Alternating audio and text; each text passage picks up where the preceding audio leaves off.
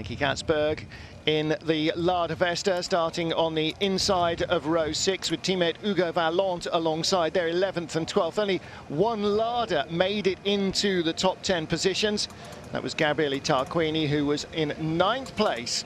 I beg your pardon, in 9th place in Q2, and he will start on the front row of the grid. Matt Neal, Lada with no penalty weight, looked very quick, but somehow in qualifying it didn't come together. But for this man, Mehdi Benani, it really did. Got through into Q3, and then everything fell nicely into place for him.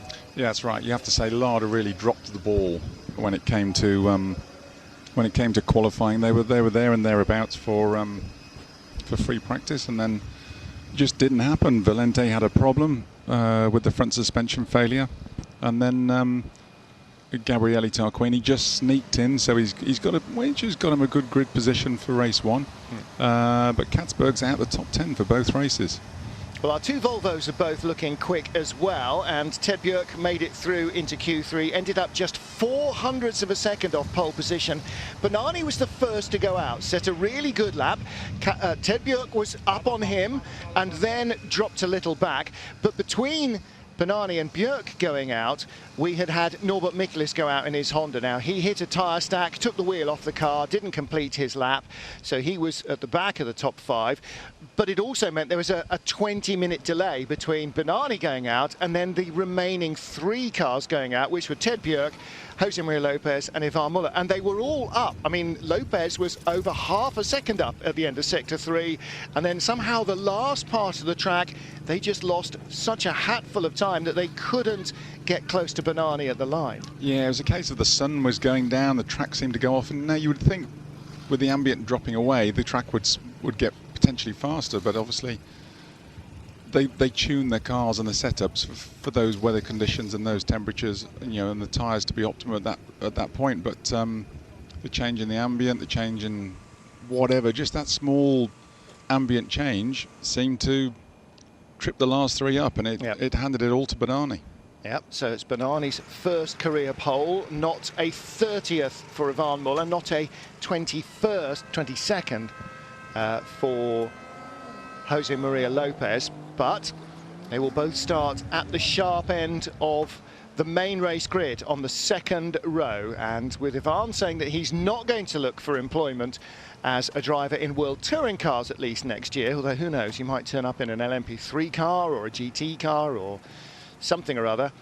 This is going to be his possibly his swan song from touring car racing. He's been for many, many years at the forefront of touring car racing globally. He's been a multiple champion in world and national championships, and yeah, it could be a lot of long goodbyes going on this evening or later tonight. I think with Muller, it's the time and major commitment. You're away 7-8 months of the year, and he's got a young family again. He's got enough money. He's earned enough money. He's very comfortable, and it's that time he wants to probably start enjoying himself. It's especially if he's potentially going to a drive where he's not going to earn the revenue that he's been used to.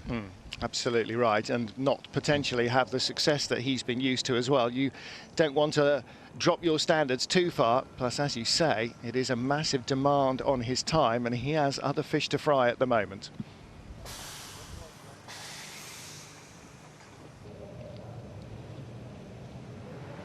Green lights on, green flag waves here at Doha in Qatar, and the cars will start to move away from the grid.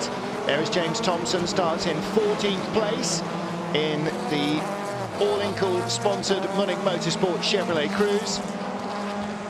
Jimmy T and Tom Coronel on the same row of the grid, and right behind them, John Philippi and James Thompson with the swivelly cam. That's its actual name, It's probably because it's from Australia. They like nice, simple things. Not actually called the swivelly cam. It's not just on Jimmy's car. There's on a couple of others, isn't it, in car? So it's a great camera angle. Really handily for fans. 3 yellow cars in a row there. Nicky Katzberg, Hugo Vallant, and Tom Coronel. Brilliant.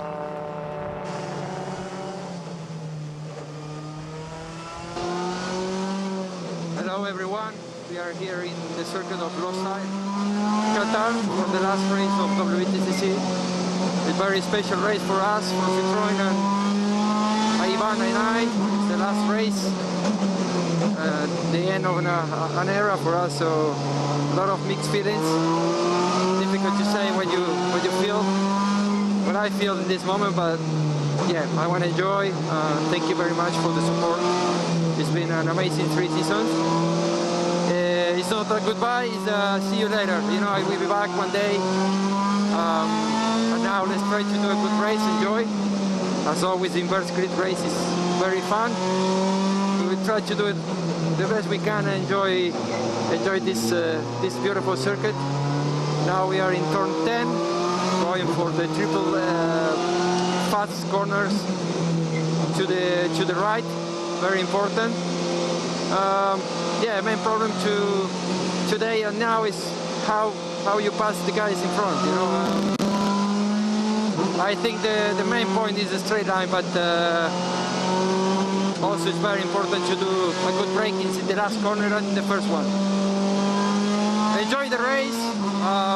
Now I'm getting ready for the start. Let's try to make a good start and a good race. Thank you very much for the support again, and thank you very much to WTCC and especially Citroën Racing, all the family. I'm gonna miss you a lot. Thank you very much. Bye bye. Well, he is going to be very much missed by an awful lot of fans, Matt. He's been a massively charismatic addition to the championship, not just in terms of in the car, but outside the car as well. Always chatty, always friendly. He's a lovely bloke. Yeah. He didn't include us on his list. He's people he's going to miss, though. No, he's not going to miss us, is he? However, no, he's a charming guy. However, he is taking some, or he will be with some of his colleagues from the Citroën Racing team when he's part of the DS Virgin outfit, and he's already started that voyage with that voyage of discovery with DS Virgin in Formula E. So he won't entirely be away from colleagues that he's got to know over the last 3 seasons.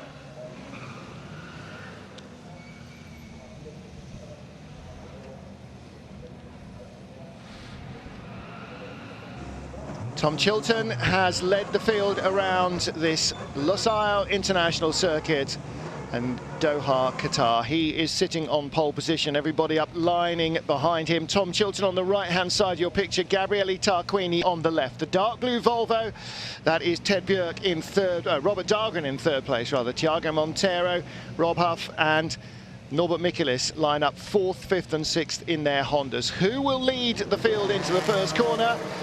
Tom Chilton hopes it'll be him. Red lights will come on.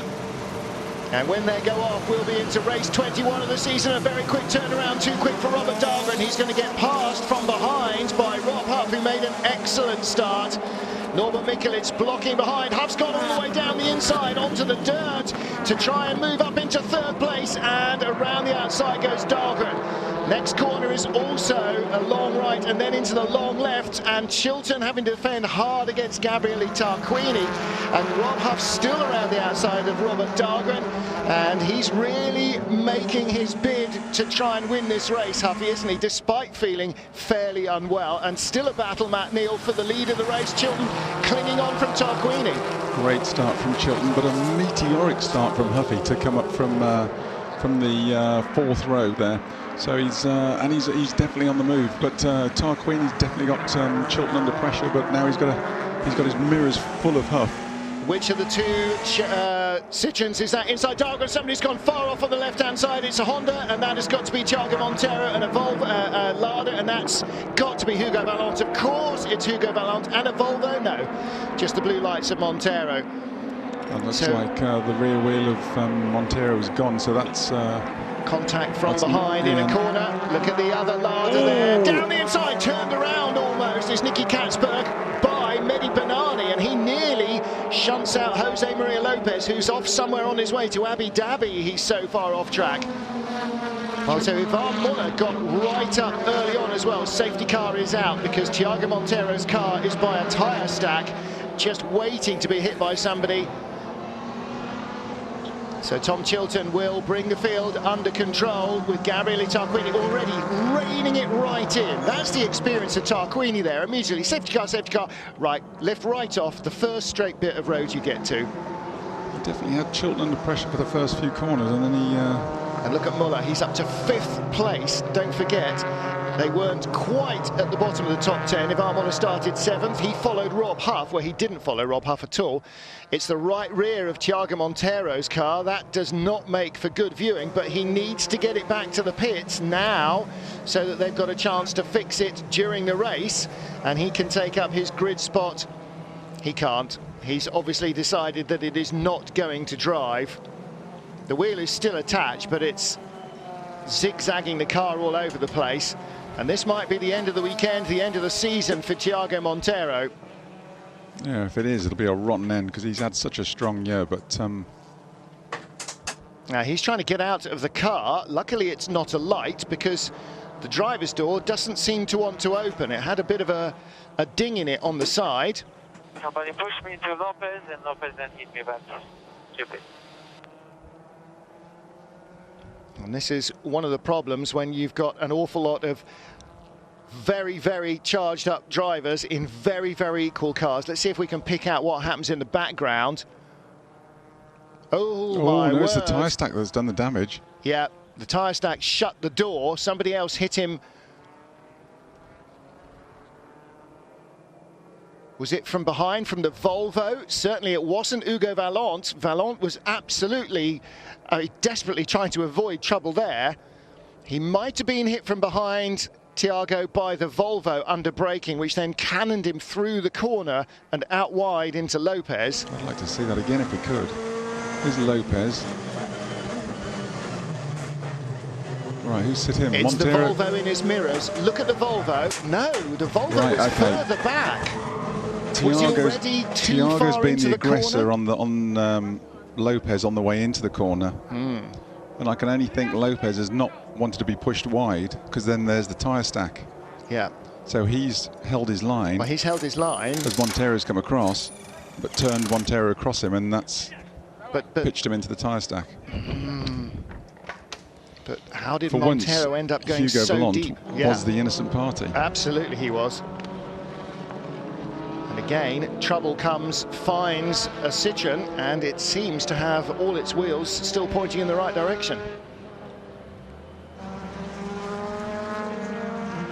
Now, what we didn't see is whether someone hit Thiago on the way into the corner, which pitched him into Lopez to start with. Well, there was a Volvo very close in his mirrors, but I thought it was a little bit early for it to have actually caused that much of a run-off line from Thiago. But then, I'm not a driver.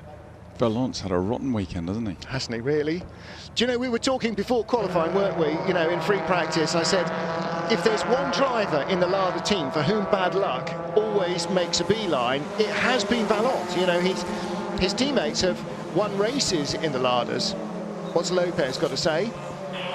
Montero, I don't know what he wanted to do. I don't know what he wanted to do.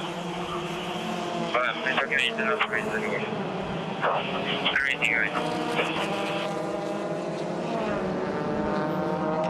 Well, Lopez clearly knows who hit him, doesn't know why, and that's one of the problems when you're sort of the last one in the chain. Take a look again in the middle. There is Montero and the Volvo behind. Oh, did Jimmy hit him? No, that was Bernani. Oh, right. That was Bernani hitting Katzberg into Oh, Lopez. right, sorry, yeah. Obviously, that was previously when Lopez got hit by somebody. And then again. So there's Lopez. Oh, there was no gap there. Is that Thiago's bumper cam? No. No, that's Bernani's bumper cam. That was the previous one where he knocked Katzberg into Lopez. So that's Two cars are side by side going into a corner. Yeah. Where do you think you're going? Where do you think they're going to go? Just disappear into thin air? Yeah, he got in too quick for his own good there, didn't he? And for theirs as well. Well, he saw half a gap, but I don't know where he expected the other cars to go to. Especially on the opening lap. Race distance has gone up from 12 to 14 laps. We're allowed to add up to 2 laps to the race distance to allow for 2 of the safety car laps. So we're on our second lap of the safety car. And you can see the little side modesty panel, if you like, on the Citroën has taken some damage. It'll shrug that off. Thiago Montero's car race suspended, red flag, so they will need to get a flatbed to go and rescue that car in the estimation of Mirek Bartos. Now, are Honda allowed to get their hands back on that if they bring it back on a flatbed? Well, if they bring it back on a flatbed, if or they does bring it it go back straight to Parc Fermé? No, because if he drove it back in during the race, Oh, or they that's a bring it different back thing. into pit lane, it doesn't make any difference. Are you sure? No, I'm not sure, but I'm trying to rack my brains. I think we have seen cars, and again, I'm going to think So maybe as it was Hugo first Vallon's lap, car. as it was only on lap 1, do we restart the race No, completely? because we've completed 3 laps already. Yeah, they're going to run out of fuel. Well, the lucky thing here is they're not going to run out of daylight, since they started with no daylight in the tank and we've got lights. Of course, if the generator runs out of fuel and they haven't got 50p for the meter, then that's an entirely different thing. So it would be a rolling start, unlike Formula 1, which is going back to a standing start. Can we not even get It's into the announced today. latest silly ideas that Formula 1 have come up with to make racing even more tedious? So we're going back. We're now going into a grid position based on not the original grid sheet, but on where you are. So if you're third, you'll go into grid spot 3. If you're fourth, you go into grid spot 4. It's not where you started, it's where you are now as the race is suspended. So it's sort of shuffling the grid around. Robert Dahlgren goes from 3rd to 4th. Rob Huff goes from 5th to 3rd. And teams are getting ready to go and join the cars. We will go into our second start procedure in 15 minutes from now. Cars on the grid as the race is suspended after 3 of 14 laps. So we've had 2 safety car laps, a bit of a race lap, and we now have the cars back on the grid in the race positions in which they were when the red flag came out. So in the positions in which they were in the end of the previously completed lap. Let's hear from Hugo Vallon, who is back in the pits. Hugo, who's having a bit of a disaster of a day. Let's just have a little look. I mean, talk us through what happened from your perspective there. Well, I had a pretty good start. I think I gained some position, and here, as we can see, I mean, it's exactly what happened. I think 2 years ago in Thailand. I think Thiago went just accelerated, and obviously we get under C on the throttle. He had Pechito next to him, which hit him on the back, and he just went flying to the right. And unfortunately, I was there, so I think bad place at the bad time. Just trying to see the onboard. Yeah, and then it just accelerates, and yeah, and here I am. Yeah, well, I think he pushed Pechito a bit in the hairpin, and then Pechito gave him back, but I was there, so it didn't turn out great for me. Yeah, it's just a shame. I hope we can do a race 2, and yeah, it's annoying because I think I was P8 or something, so could have scored some points already, but it's Car not my fixed season. and get ready for the main race. Yeah, exactly. We'll see. We'll push. Yeah. Well, Hugo definitely needs to find the bad luck magnet that's been following him round all season and hurl it into the deepest bit of sea he can find. Jose Maria Lopez. So the race will Now, be who was resumed in that 15 coming in the minutes. passenger's door? Was that another driver coming in? Not sure. Yeah, from that, just looking at the replays on my other monitor, it does seem like it's Montero fell on his own sword on that one, and Valente was the innocent victim. Seems okay. Only the underfloor is a bit broken, but it's still fine. Clearly a front left contact.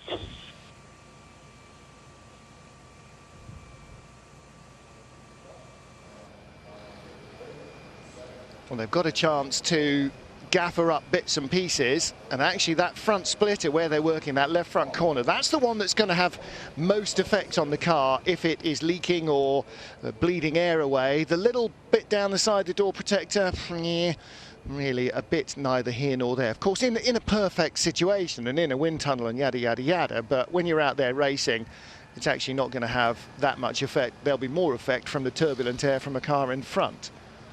So are they going to do a green flag lap after this one? Well, this is a replay of the start, unless they're just going to give them another grid start. Murphy had a monstrous start. Yeah, and he had to go around Montero as well. Was Jimmy Thompson rolling about a day before the lights changed from the way back there? Montero squeezes him. Murphy's having none of it. Gets down. And then Robert Dahlgren around the outside. Look how quick Muller got off the line as well. Don't forget, he was a row behind Huff, came the other side of all that traffic. Montero, you can see him looking across. Yeah.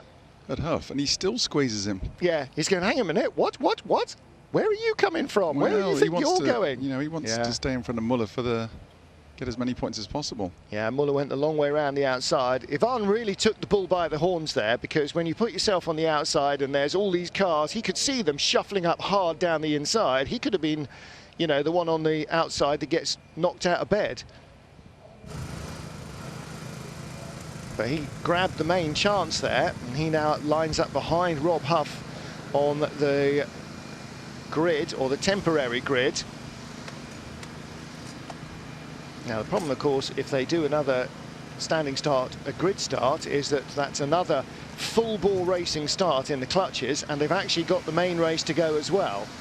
And you don't want to compromise people's ability to start the main race by having a standing start here. So I have a feeling they will be led off by the safety car in order, and then the safety car will pull in and off they will go.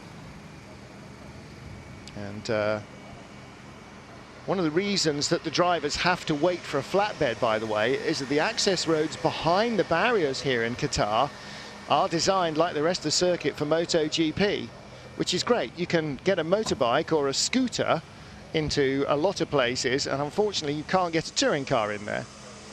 So as a result, it has to be done by recovering the cars on the main highway.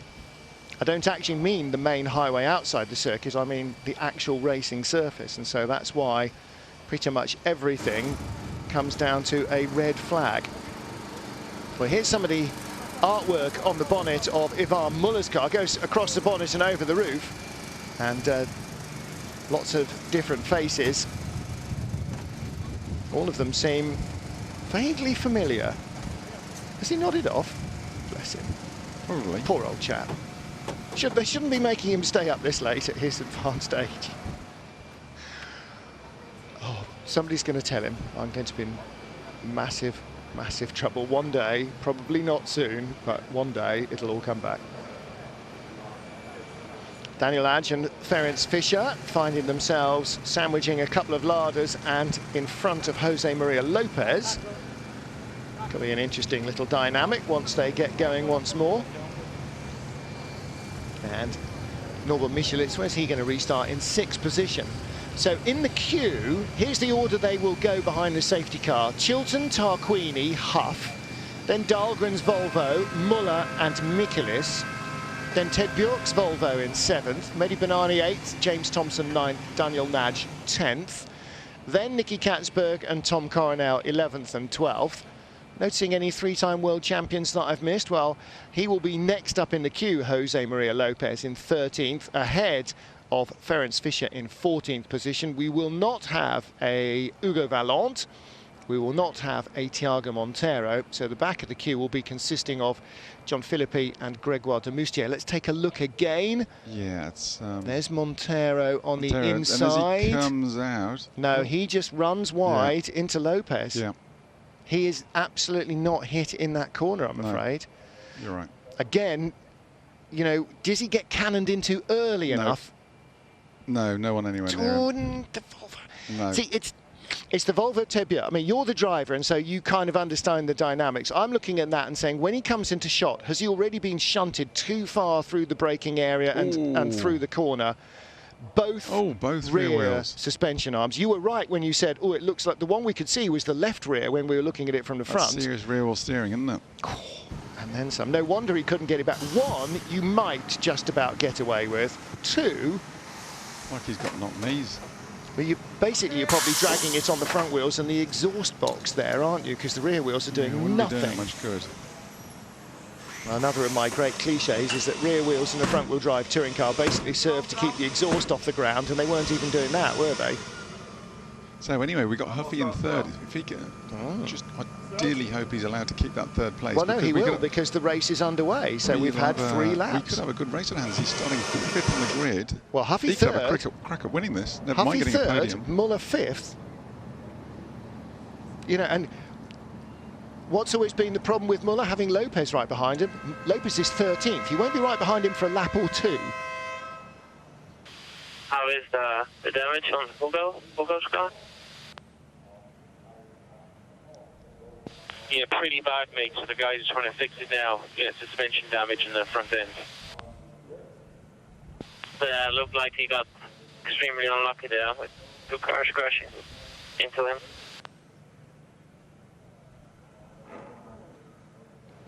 That's unusual hearing Katzberg's radio transmissions without any profanities on it. Well, he's not driving, he's not complaining about anything at the moment. I'm going to miss him next year if he's not involved, because he has been entertainment. He's been spectacularly fast. So he's been great on track, but great off it as well. Well, let's hear what Thiago Monteiro has in terms of thoughts about that accident. Down here with naturally very, very frustrated Thiago Monteiro. Thiago, from your perspective, can you talk us through what happened? Yeah, a lot of things happened at the same time. There was a lot of contact. I was pushed from behind at the braking. I myself then touch Pechito at the braking and then go inside. And when I'm on the gas, I just feel again a big hit from the right side. And, you know, it's everybody's trying, it's the first lap, everybody's trying very hard to go. So I'm not really blaming anybody, but from there, you know, yeah, it looks on the image that somebody hits me even before, well, it's Pechito, yeah. So he touched me on the rear right, my rear tire broke. I spin into the tire pack, which is, again, another reason why we shouldn't have tire packs there. I mean, my car is really badly damaged because of that. And I didn't even see there was Hugo involved. Yeah, one of those first lap things, really frustrating, really, really, really frustrating. What extent of damage is done to your car? Quite a lot. I mean, as you could see now, when I try to start again, both rear wishbones are broke, doors are damaged, but I mean, I don't know if it's repairable or not. The mechanics will try everything, of course, to at least start the second race. You know, we don't give up, we never give up, but that's not the way I wanted to finish the season, that's for sure. Well, let's hope he does get a chance to finish the season with a race. But the mechanics will have to work very hard to try and get both entire rear corners replaced before the end of this race. They have a slight head start because we're not yet racing. We are about to get back underway. There's some incidents which are defensible and different points of view, and I can't see how Thiago could defend on that one. He did look the aggressor going on Lopez going into the corner and then seemed to get one back, or just asked for a bit too much on the exit. Well, now they will be looking at the incident in turn 10, so we'll have to see what comes of that. So that's Nicky Katzberg and Mehdi Banani. Well, Katzberg, I think, has nothing to answer there. It's very hard to be responsible for an incident if you're in front. Possibly Mehdi Banani, this might not be his race. Don't forget, he should start the main race from pole position. So if there is a penalty for Mehdi Banani, he will want it to be a drive-through, which he serves in this race, or a time penalty added to the end, although there is plenty of time to serve a drive-through, rather than any grid penalty applied to race 2. So he doesn't want a grid penalty for the main race. What he would, if he's going to get penalised, take the medicine now when you're down in 7th place and do the drive-through, and then focus on the main race and starting from your first career pole position. So here we go, Matt. Now it's time to build yourself up to speed, get your head back into gear, really start to focus and bring yourself back to the position where you are ready to restart the race. Yeah, the likes of Huffy, their tails up because they've moved forward, so they've got to capitalise on that. And the likes of Dahlgren, who've slipped back from their original grid position, they've just got to take stock and start with a completely fresh head.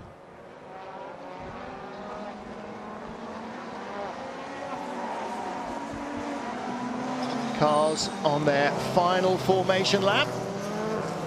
Again, as we get ready to restart the race. 3 laps completed, and I suspect this will count as lap number 4. Race was red flagged after 2 laps of safety car and the opening lap. Some people say, why is Muller number 68? But that is the year of his birth. No, that is the number of the arrondissement in France where he lives. It's also the year of his birth. Oh, right, okay. Well, I was definitely told that 68 was the number where he lives. Not sure what the 37 is with Pachito. That's definitely not the year of his birth. Or 73. 73? No, I don't think 73 is even the year of his birth. He's too young for that as well. So there are our friends at Lada, and where we see them next, they are unlikely to be wearing Lada clothing. Safety car will pull off, and has pulled off, and we go green now. Tom Chilton leading, Gabriele Tarquini right behind him. Gabriele Tarquini might be the least young driver in the field, but that is borne out by tons of experience, and he got alongside Chilton 2 or 3 times in the opening lap. Matt Neal after a great start from the front row, and this time he allows Chilton to outbrake himself, and Gabriele goes through for the lead, and that is the old fox at his very best. Just gives Chilton enough rope to hang himself. Crikey. And now look at Tom Chilton, he's under pressure from Rob Huff, and Tarquini is gone. Tarquini needs a drive next year. He thought he had one, he'd signed for Lada, and then, oh, Huff inside the Volvo. Dahlgren's still there on the outside. The Volvo's tough as well, isn't it? Well, that's sort of what you expect from them. And look, do you see how close Muller got to the tyre stack? Michelitz. Oh, and the Volvo get involved. Volvo's got broken suspension. It was, or has it? It was bounced up in the air for some reason. Something's wrong with Dahlgren's car. Ted Björk goes around the outside. No, it looked as though it sort of was being bounced up on its own wheel there somehow, but in fact he got away with it. So Tarquini leads. Chilton second, then Huff in third, then Muller in fourth, the red and black Citroen, then Norbert Michaelis. The 2 Volvos are Ted Björk and Robert Dahlgren. Dahlgren, don't forget, started third. He's now been shuffled back to 7th place. And Tarquini is actually building the gap over Chilton, because Chilton's not even looking at the Italian mat. He's trying to hold off Rob Huff, and a massive lock-up. Guaranteed it won't be from Huff. 25. Drive through from Mehdi Benani. There you go. That's exactly what I suspected, and probably the best that he could have hoped for. This is not his race to fight. This was Chilton's race, starting from pole to fight for. Benani's focus will be entirely on race 2. Maybe that's what he was thinking about on lap 1 when he made contact with Nicky Katzberg. Chilton does seem to be the cork in the bottle at the moment, but Tarquini's got to make hay while the sun shines with that, and see if he can get as much air in between him and the others. Benani comes through immediately, even before it's officially up on the screen. He's serving his drive-through penalty, and that's the way to do it. Take the medicine out. They knew it was going to come. As soon as that came up on the screen that he was being investigated, you knew, I knew, everybody at home knew. Oh, look in the background. That's Ferenc Fischer and the Lada of Nicky Katzberg, wheel to wheel. Those Zengo Motorsport Hondas, we said this in free practice, he's in front of Katzberg. Fischer, Katzberg takes a tighter inside line behind the Volvos. So that's it. In fact, it's Daniel Nagy. That's a battle for 9th place. I thought they were going into the tyre stack again there. Have either of the Zengo drivers scored points? Well, he's got by Nagy, and so has Lopez. Lopez goes around the outside of Daniel Nagy, and Tom Coronel and Ferenc Fischer are crowding up behind the 19-year-old Daniel Nagy.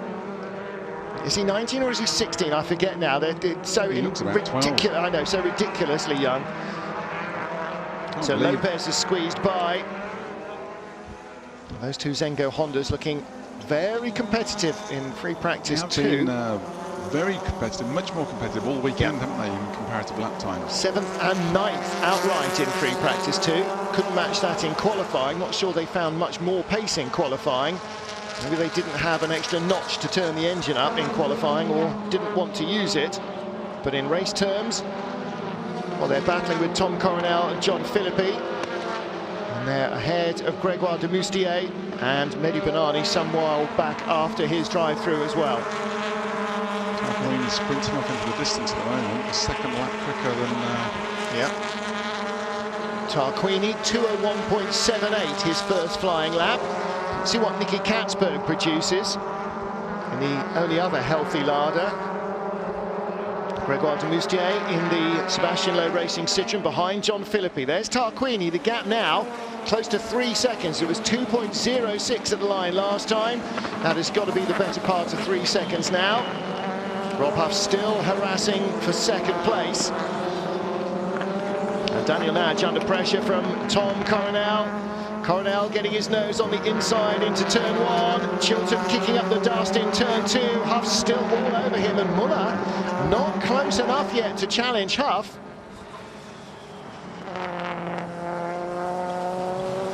Behind them, Norbert Mikulis in 5th, then Ted Björk, Robert Dahlgren, James Thompson 8th, Nicky Katzberg 9th, Jose Maria Lopez in 10th. And that was the move ahead of Daniel Nagy, so Nagy out of the points at the moment. Wouldn't want to put an awful lot of money on all the cars in front of him finishing this race necessarily, though. This could all get a bit tetchy.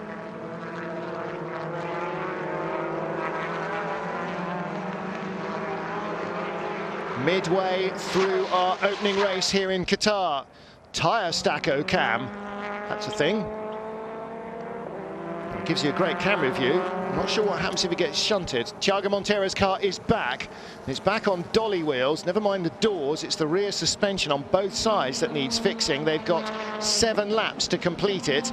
Because once the checkered flag comes out, the car will have to go into parc fermé or be dropped right to the back of the grid. I'm not sure actually which is the bigger penalty.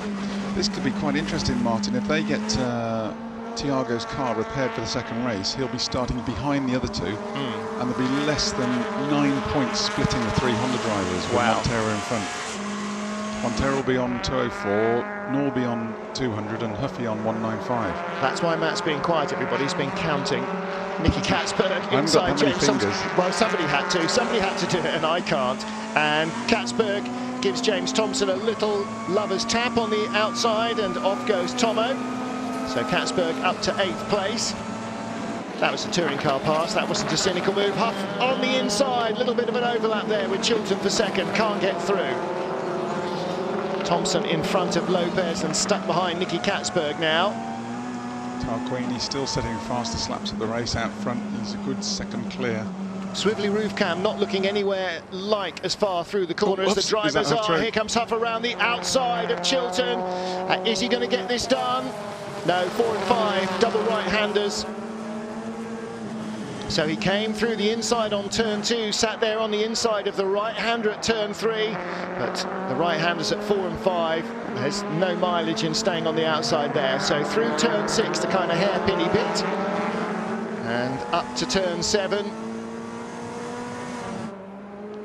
Yeah, it's a shame Tom didn't manage to be this defensive with Gabrielli. We could have had a real good scrap on for first place, but he just seemed to get overcook it into turn 1, get a bit flustered, and Tarquini didn't want to be asked twice. Watched his mirrors too closely going into turn 1, didn't he? And he'll be cursing himself all the way to the checkered flag because of that, because there was a win waiting to happen for Tom Chilton, and he gave it away. Tarquini sold him the deep into turn 1, and Tom took it hook, line and sinker now. With that little battle in front, suddenly at turn 5 and 4 and 5, Muller was right up behind them, and here we are, a third of a lap later. He's nowhere. Huff goes out very wide indeed. A few of them do on the old track limits. Hello, where's that tyre stack gone?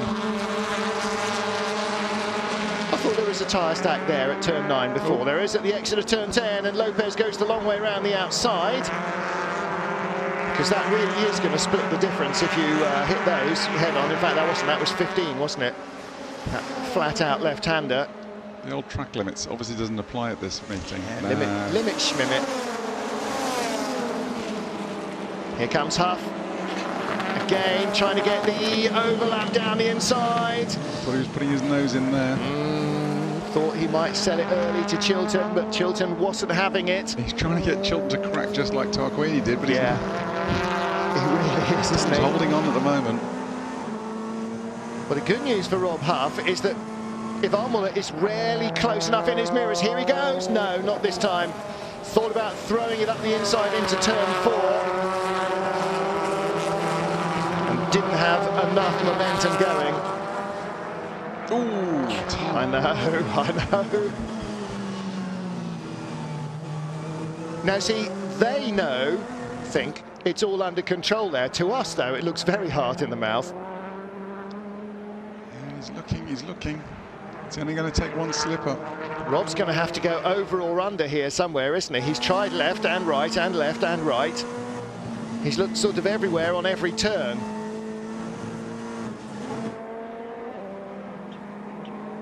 What can he produce? Muller again drifting out wide on the exit of the turn there. This is a really quick bit of the circuit.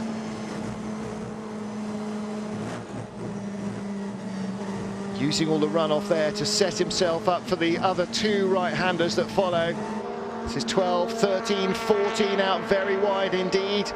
See from the tyre marks that there's been several who've been out an awful lot wider. Then corner 15 again, one of those horrible tyre stacks on the outside, and Dahlgren meandered there all over the curbs, got close to that. Katzberg looking down the inside of him. And that will be the battle for 7th place, as Chilton again comes across the line in 2nd ahead of Rob Huff. Gabriele Tarquini, by the way, leading by 5.5 seconds at the end of the last lap. And as they go across the line, he's added nearly another second to that. Chilton just hang on. He's carrying more weight than the Honda as well. I'm just thinking of tyre wear as we go into the final 3 or 4 laps. Weighs 50 kilos more than the Honda, with Jimmy T's swivelly roofy cam showing Jose Maria Lopez has gone by him. So Thompson down to 10th, Lopez up to 9th. So that is the incident between 15, Nicky Katzberg and James Thompson being investigated, where Katzberg eased his way inside Thompson. Well, was that an unfair racing move, where he just got inside Jimmy T into the into corner 15 or 16 at that point, Martin? Yeah, it was just a tiny little touch. That's not it. That's Lopez going by Thompson that we missed a moment or 2 ago. We were following the battle in front of them. That was a clean enough pass. For this weekend, yeah. Can you think of any instances where Lopez has had to thump or bash his way through? Do you want to ask Montero that? Yeah, well, don't know.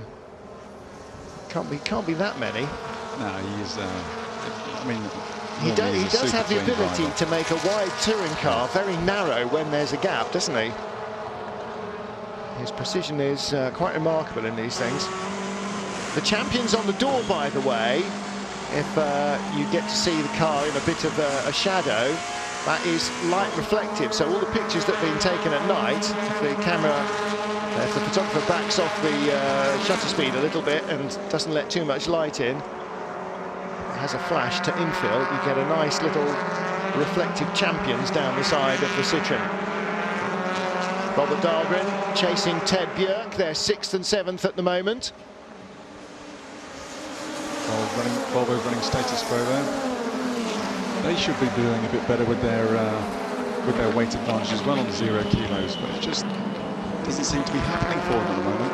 Ivan Muller's #1 fan, Vicky Butler, says that 1969 is the year of Ivan's birth. Yeah, it is now.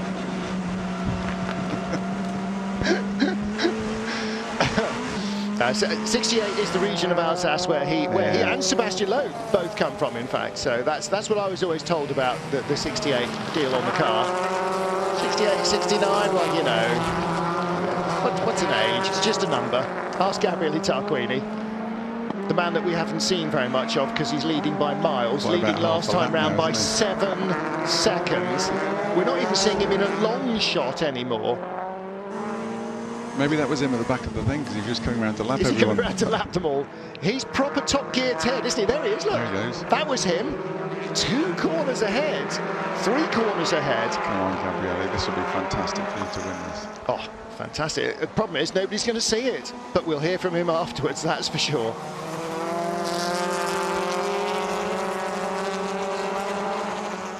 Tom Chilton in second, Rob Huff, car number 12 in third in the Castrol Honda Civic. Rob feeling wrung out with a bit of a virus from last week or so.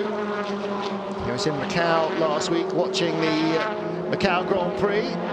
Formula 3, GTs, touring cars, all racing there. And it does seem as though Macau will be part of the 2017 FIA World Touring Car Championship calendar, which will give him a chance to go for a career win. What is it now, 26 and 27 or something? He's got several wins there. Is it 8 wins Rob Huff's had there? Yeah, 8 wins. 8 wins. 8. I mean, crikey. I think he's the most successful touring car driver around there, isn't he? Yes, yes. By some margin from even the likes of Duncan Heisman, who's gone there many times. Daniel Nudge ahead of Tom Coronel, and behind Coronel is Ferenc Fischer, and Fischer in that Zengo Motorsport Honda.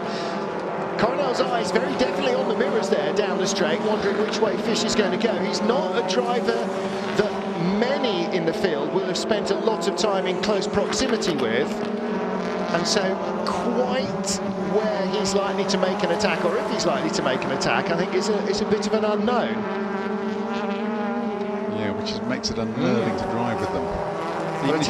Sometimes, even if you know they're going to have an attack, it's because you know how to read them. Yeah. You don't worry you're about prepared, it. You're mentally prepared for what's coming. Yeah, there'll be some drivers, you know, who are going to come and it's going to be a clean move that's going to make you surrender. His lights started flashing then. I thought he might have just hit the speed limiter. There are some, I'm sure, that you're aware of who will come alongside and you're going to feel the impact.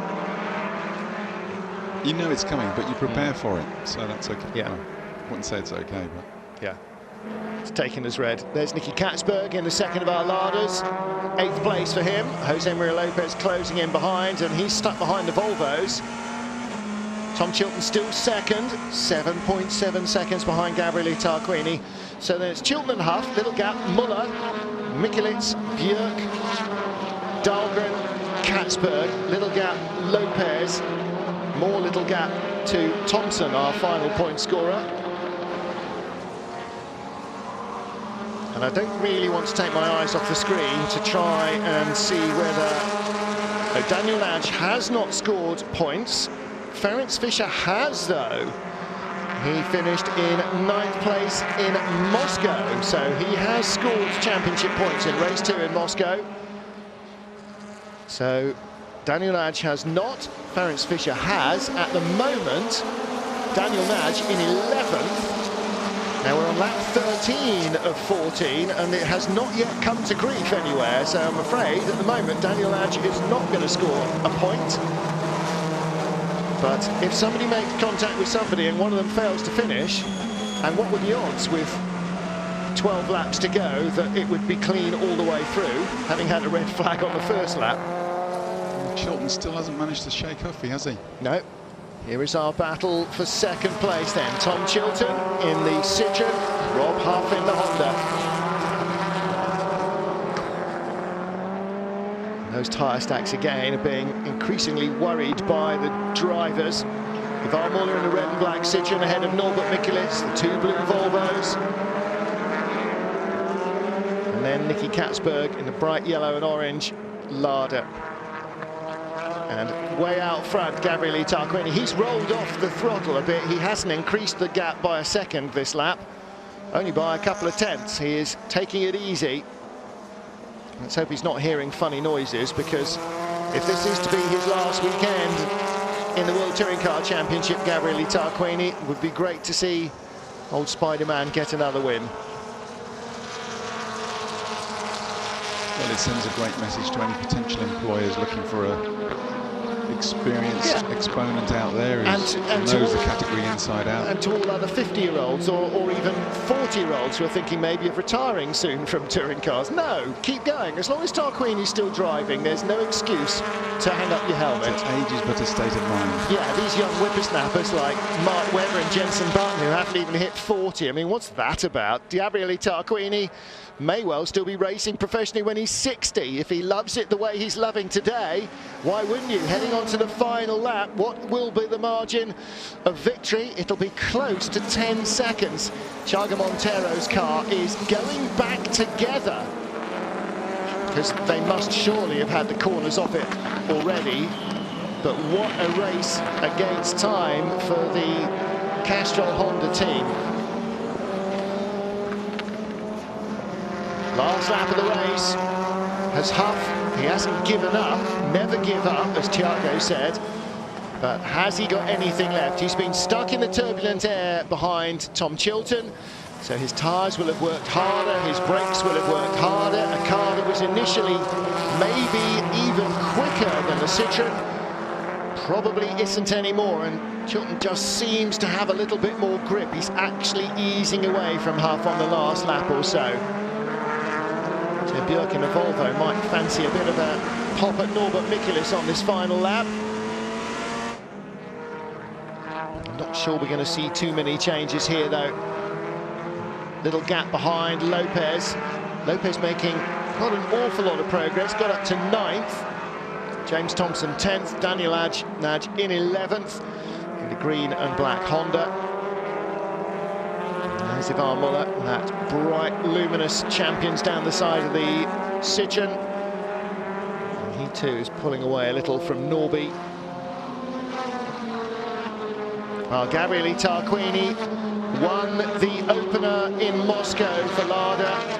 The Russian team's first home victory, which was backed up, of course, by a main race win for them by Nicky Katzberg, who finished second to Tarquini, and Tarquini then finished second to him. And they're not going to be 1-2 here today in this opening race, but Gabriele Tarquini... Very good job, bravo Gabriele, very good job, bravo!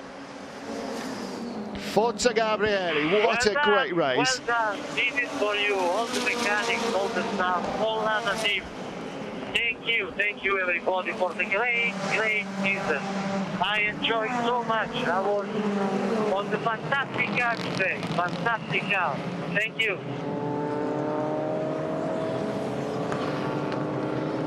Well, really a little bit of a shame with all the potential that that car had, that we're not going to see them racing again next year, because that car still got a really good winch of development, could be a regular race winner. Gabriele Tarquini proves it again. It's Lada's third win this season, Tarquini's second.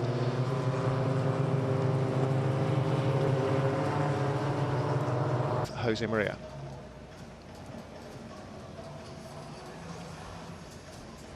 Right now, though, the focus of attention is with Gabriele Tarquini.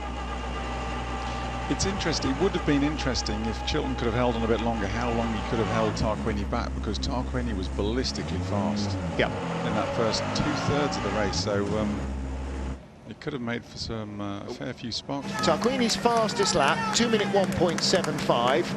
Nobody else in the 2-minute ones. Nobody else in the 2-minute ones. Next fastest lap, 2-minute 2.9. Yeah. No, 2-minute 2.3 off Mehdi Banani after his drive-through when he was on his own. So he was 6/10 slower. The pole man for the main race was 6/10 slower on his best lap than Tarquini managed. He was 6/10 faster than anybody else. Yeah. So Gabriele in the race basically had a second on everybody and change.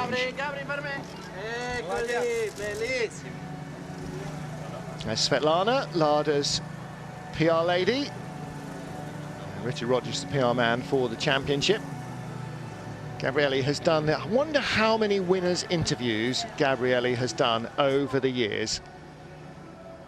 He's sort of slightly regarded as a British touring car standard, isn't he, really, by long-term fans of the championship, because he made such an impression when he was racing in the UK with Alfa Romeo.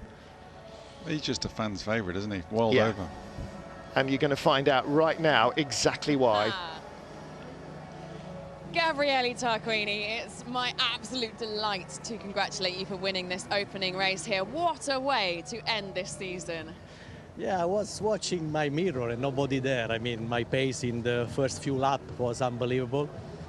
I mean, the key was the overtaking because I didn't reach to overtook Shilton on the start, but on the restart with safety car, I had the chance and I took it. And later on, it was quite an easy race. I mean, its car is unbelievable. This is for the Lada team all because, as you know, they leave the WTCC, but stay in my heart forever because this maybe can be also my last WTCC weekend, and so living like this is a dream. It's absolutely fantastic. It's madness. You restarted the race. You took off. Huffy and Chilton were behind you. Like, they were battling so hard, but they simply could not keep up with the Lada. Yeah, my pace, I think, was very good. I don't know if it's faster than the Citroën, probably, the manufacturer Citroën, but I was very, very happy since free practice 2 about my car. Qualifying, it was not a fantastic qualifying because I don't have any tires for the Q2, any new tires for the Q2, but in the end it was fantastic to be 9, start on the first grid, and to have this chance. Well done. Thank you. Well, can't teach an old dog new tricks, but Gabriele learns every day, and you give him half a chance, and that's all that experience, Matt. And you know, the guys like you and he, Rob, and you know, so many of the drivers in this championship who've got years of experience of touring car racing and other forms of racing under their belt, that you see those opportunities for what they are and know how to take them. As you said, Chilton made an exceptional start to even be level with Tarquini off the front row of the grid. But at the restart, Gabriele sold him hook, line and sinker, didn't he? Gabriele just got a great run through through turn 14 or 16, should I say, and then down the start, finish straight, and then Chilton just went all defensive. Yep. It's like he outpsyched him in the moments. It was almost, Chilton panicked, and then that seemed to outbrake himself into turn 1 instead of just stopping it and blocking. And that's all it took. From then on, Chilton drove fantastically, but the horse had bolted at that point. Yep. Definitely. And the horse kept bolting into the middle distance to win the race by, well, the margin in the end, 5.3 seconds. Bearing in mind he was 9.7 ahead at the end of lap 13. He definitely dropped it into top gear and pootled round for the final lap, just enjoying every moment of it. Jose Maria Lopez added a slender couple of points to his championship tally. Ivan Muller remains in second, but he is now 45 points ahead of Thiago Monteiro, so he is the championship runner-up for the season. And Thiago Monteiro, as Matt was explaining with the maths, will battle his own Honda teammates, not for second, but for third spot in the championship standings.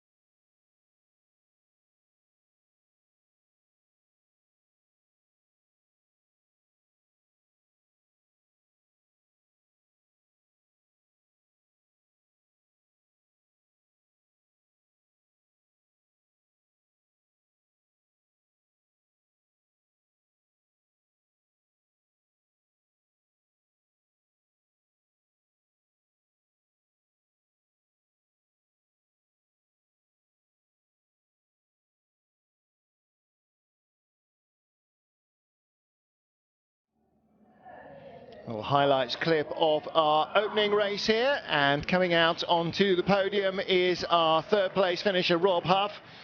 And as you saw in that highlights clip, finishing the race by blasting down the AstroTurf in front of the pit wall, showering everybody in dust. Second spot for Tom Chilton, not the result he will have wanted. on pole position. He must really have hoped he was going to take his second win of the season, instead of which it was Gabriele Tarquini who took his second win of the season and his 22nd career touring car win. Is, of course, already up there. It's Tom Chilton. And our winning manufacturer is Lada Sport.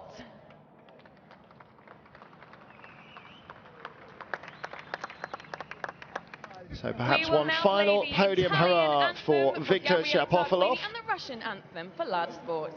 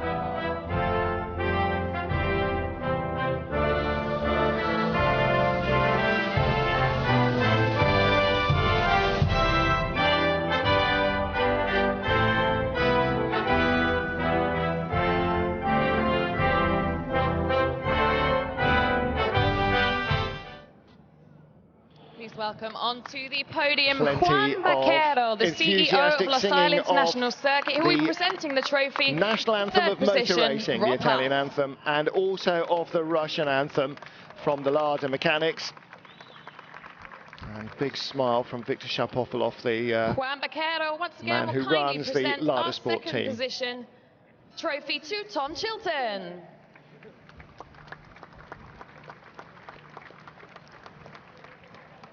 And once again, Juan will present the winning driver's trophy to Gabriele Tarquini. So where will Gabriele Tarquini be driving next year? Because you can bet he does not want to retire. Hey, Donkey. Commercial Director of DHL Express Qatar, will present the WTCC trophy to Tom Chilton.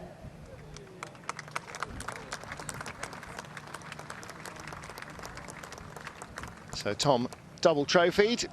But neither of them, I'm afraid, the gold. The winning manufacturer's trophy, of course, to Viktor at Lada Sport. So Viktor Shapovalov, formerly a racing driver, came into the European Touring Car Championship with the Russian Bears, ran Hondas, and then returned with the Lada team with the Granta Sport, the 101, and now most recently with this Vesta. And this has really been by far their most successful period in the World Touring Car Championship. Viktor, not just an enthusiastic racing driver, but also a very enthusiastic cycle racer now. Hasn't quite got Chris Hoy quads, but you can see the legs in those jeans. He was always a bit of a bear of a man, and is clearly coming on as quite some veteran cycle racer. Gabriele Tarquini doing things slightly the easy way, having horsepower for him rather than having to generate his own. Matt Neal, you're a bit of a bike fan. You fancy taking on Viktor in a cycle race? Sure I do. Oh, I'd give him a rip. You'll have a go. You'll have a go. Mehdi Banani, our WTCC Champions Trophy champion. Tom Coronel cementing himself firmly into second place with another Independence win.